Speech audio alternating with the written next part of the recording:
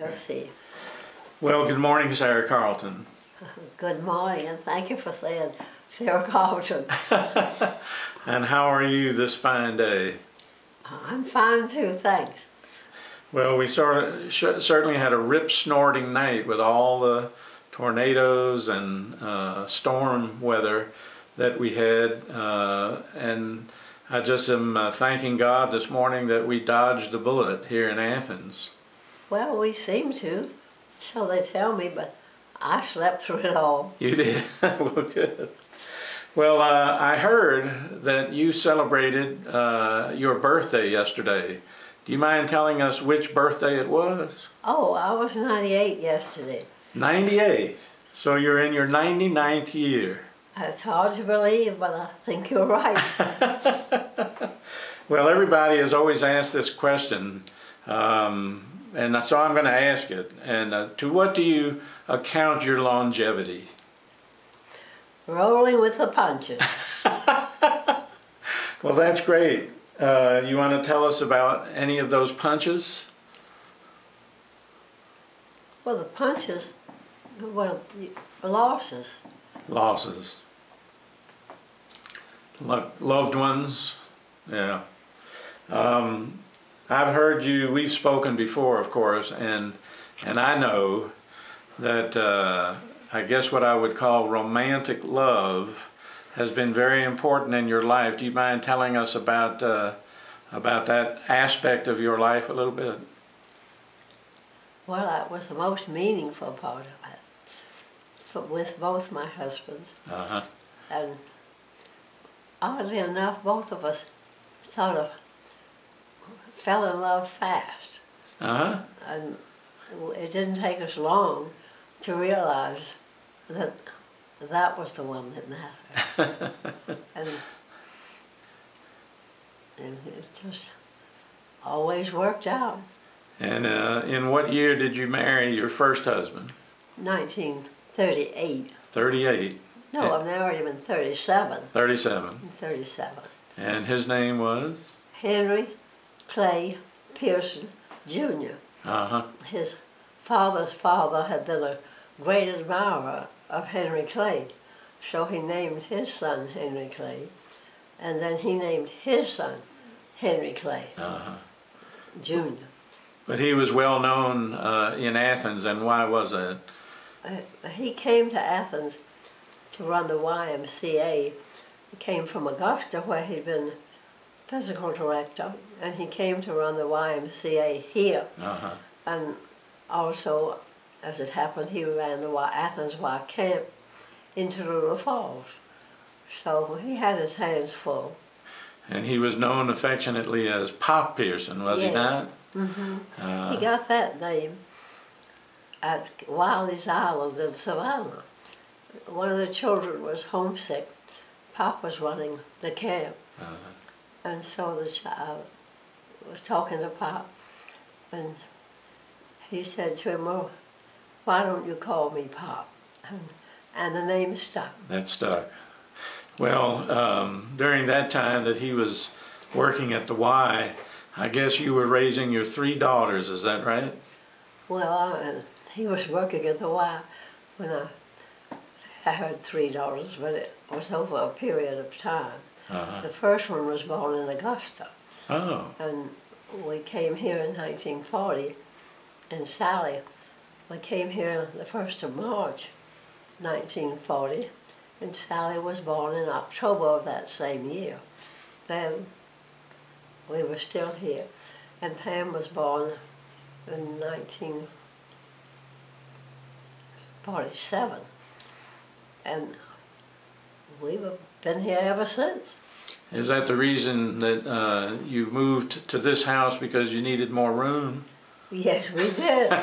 We sure did. And this house had belonged to Wally Butts, and he had 3 daughters. Oh, really? Yes, and the Boy Scout man had 3 daughters. So it was well suited to a family with 3 daughters. Yes, it was. And we had a wonderful time here. Now, I know that you had your own career later on, and in the past you've told me that they were the best years of, well, not the best of years of life, but you enjoyed doing that more than most anything. And what was that? Teaching. I love teaching. I went back to college when I was 50. I had been to a junior college in Colorado, Colorado Women's College, in 31. I had finished there in 33. And then when my youngest was in high school, I entered the University of Georgia. And it was interesting to being a person 50 in a class with 18 and 19-year-olds. And I was determined they weren't going to outdo me, so I did pretty well. Well, that's great. And when I finished, I started teaching at Clark Central, which was then Athens High. And Dr. Cragg was the principal, and I just loved it. I never wanted to stop. And how long did you teach? Just 15 years. Only 15 years. Well. I got to the retirement age, and it was necessary because I didn't want to stop. Right. Well, tell me, when was it that you lost Pop? It's 1972. He was 63, and he had had cancer, and they took him in when he was 63, and he died at the Y camp. Is that right? And that's where he wanted to be. Well, that's wonderful. But then, that wasn't the last love of your life, was it? No. Tell us about your second husband. Well, I joined a group of alums from the University of Georgia, and he had been living in Denver at the time. He was a widower, and he said that he thought if he joined a group from Georgia, there might be some that were familiar or would be familiar with places and times that he had been. So he was on the tour, and we met in the Atlanta airport. And well, that was the beginning. It didn't take long. And when you're with a group 24 hours a day, you really get to know them much more rapidly than when you see someone on a date for a few hours. But you see them when the planes don't run and something's late and the food's not too good. I remember we were outside a restaurant. I've forgotten the city, it was in China. And we were waiting for something, so we all got together and sang Old MacDonald Had a Farm. You know, with all the sound. And soon we had an audience of Chinese.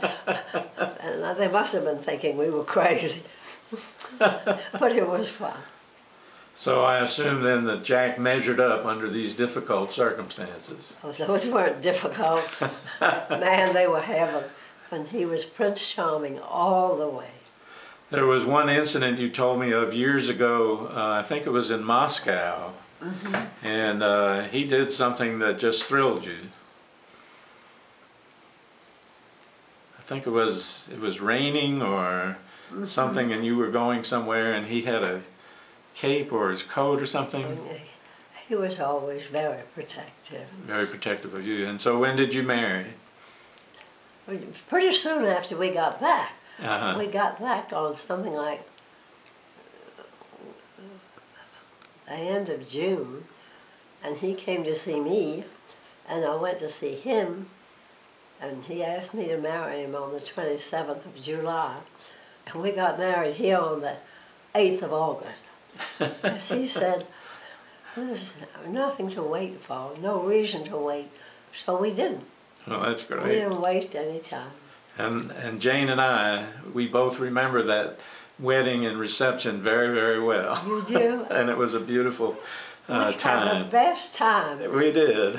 We sang and danced and ate and drank and had a wonderful time. We sure did. Well, tell me a little bit about your faith life.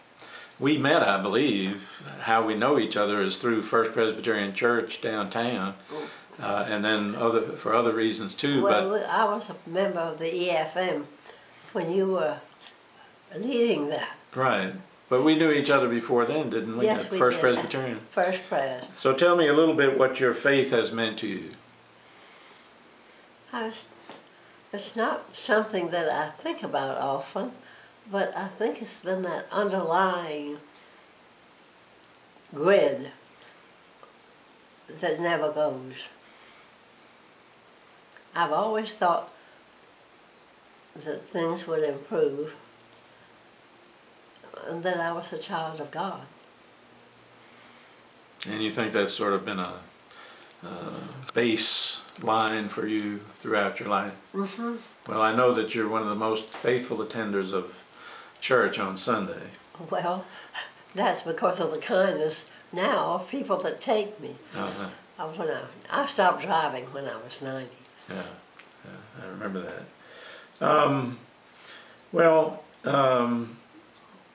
Tell me about, you are to lots of people, perhaps most famous as a lifetime learner.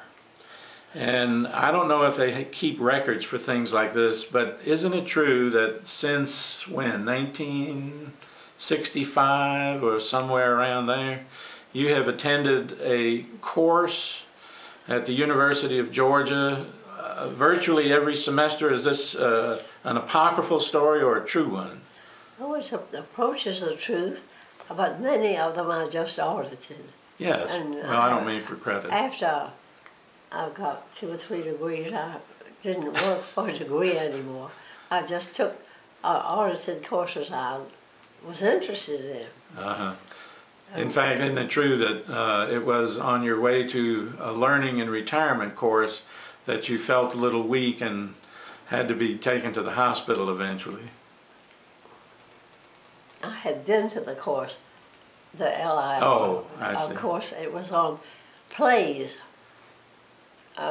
They referred to the oldest ones. And Darby had taken me.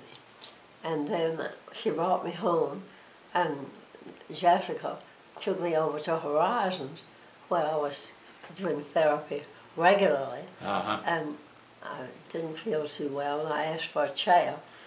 And then they got me a chair and took my blood pressure or something, and asked who my primary care physician was. And I told them Farris Johnson.